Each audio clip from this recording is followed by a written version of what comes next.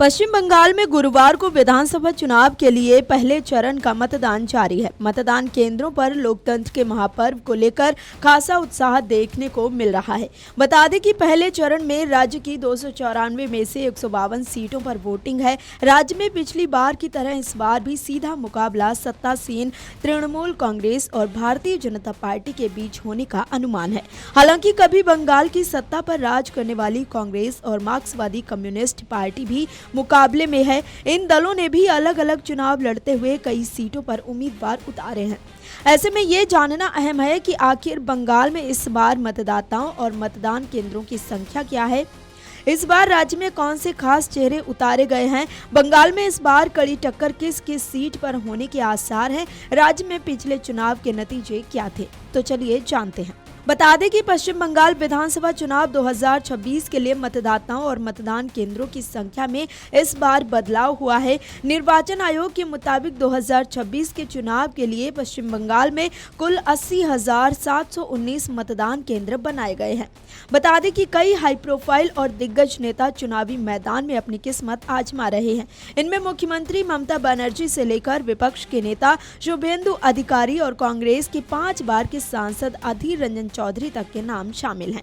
नंदीग्राम में 2021 की ऐतिहासिक जीत के बाद भाजपा के मुख्य चेहरे शुभेंदु अधिकारी इस बार नंदीग्राम और भवानीपुर दोनों सीटों से चुनाव लड़ रहे हैं। नंदीग्राम में पहले चरण में मतदान है। यहां उनका सीधा मुकाबला कभी उनके करीबी रहे और अब टीएमसी उम्मीदवार पवित्रा कर से है। वहीं कांग्रेस के दिग्गज नेता और 5 बार के सांसद अधीर रंजन चौधरी 2024 का लोकसभा चुनाव हारने के बाद अब विधानसभा चुनाव लड़ रहे हैं। वो बहरामपुर सीट से भाजपा के मौजूदा विधायक सुब्रत मैत्रा को चुनौती दे रहे हैं।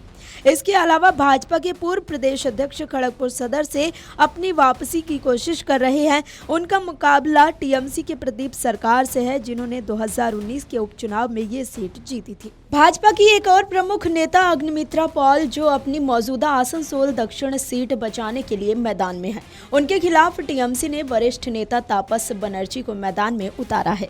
निश्चित प्रामाणिक, जो पूर्व केंद्रीय मंत्री और उत्तर बंगाल में भाजपा के प्रभावशाली नेता हैं, उन्होंने अपनी पुरानी सीट दिनहाटा छोड़ दी है और इस बार माथाभांगा सीट से टीएमसी के सबलू बर्मन के खिलाफ चुनाव लड़ रहे हैं। उदयन गुहा टीएमसी के राज्य मंत्री, जो निश्चित प्रामाणिक के जाने के बाद दिनहाटा सीट पर पार्टी पर कब्जा बनाए रखने के लिए चुनाव लड़ रहे हैं। टीएमसी के पूर्व मंत्री हुमायूं कबीर, जिन्हें पार्टी से निकाल दिया गया था, अब वो अपनी नई पार्टी आम जनता यूनियन पार्टी के बैनर तले डोमकल सीट से चुनाव लड़ रहे हैं। बीड़ी किंग नाम से मशहूर टीएमसी उम्मीदवार जाकिर हुसैन जंगीपुर से मैदान में है। घोषित 133 करोड़ रुपए की संपत्ति के साथ वो इस चुनाव के सबसे अमीर उम्मीदवार है। रायगंज सीट से टीएमसी के उम्मीदवार कृष्णा कल्याणी, जिन्होंने 2024 में भाजपा के टिकट पर जीत दर्ज की थी, लेकिन बाद में पाला बदल लिया। उनका मुकाबला भाजपा के कौशिक चौधरी से है। सुब्रत दत्ता टीएमसी के टिकट पर ओंदा सीट से चुनाव लड़ रहे हैं। एडीआर की रिपोर्ट के अनुसार वो उन उम्मीदवारों में शामिल हैं जिन पर सबसे अधिक आपराधिक मामले दर्ज हैं। इनके अलावा बालूरघाट, ओंदा, दार्जिलिंग और जंगीपुर सीटों पर भी सीमावर्ती मुद्दों, गोरखालैंड की क्षेत्रीय मांग और आपराधिक व धन बल वाले उम्मीदवारों की वजह से कड़ी और दिलचस्प टक्कर देखने को मिल सकती है। अब आइए जान लेते हैं कि पश्चिम बंगाल में पिछले चुनाव के क्या नतीजे थे। बता दें कि पश्चिम बंगाल में पिछले विधानसभा चुनाव 2021 में हुए थे, जिसमें ममता बनर्जी के नेतृत्व वाली तृणमूल कांग्रेस ने भारी बहुमत से जीत हासिल कर लगातार तीसरी बार सरकार बनाई थी। 2021 के चुनावों में लेफ्ट फ्रंट कांग्रेस और इंडियन सेक्युलर फ्रंट के गठबंधन का प्रदर्शन बेहद खराब रहा था। पश्चिम बंगाल के इतिहास में ये पहली बार हुआ कि कांग्रेस और माकपा अपना खाता भी नहीं खोल पाए थे। इस गठबंधन में सिर्फ आईएसएफ को एक सीट पर जीत मिली थी। दूसरी तरफ पिछले चुनाव में सबसे चर्चित मुकाबला नंदीग्राम सीट पर था। यहां मुख्यमंत्री ममता बनर्जी का सामना भाजपा के शुभेंदु अधिकारी, जो पहले टीएमसी में ही उनके करीबी थे, उनसे हुआ था। इस कड़े मुकाबले में शुभेंदु ने ममता बनर्जी को लगभग 1956 वोटों से हरा दिया था। हालांकि ममता बनर्जी ने भवानीपुर विधानसभा क्षेत्र से जीत दर्ज की थी। Video desk amarujala.com।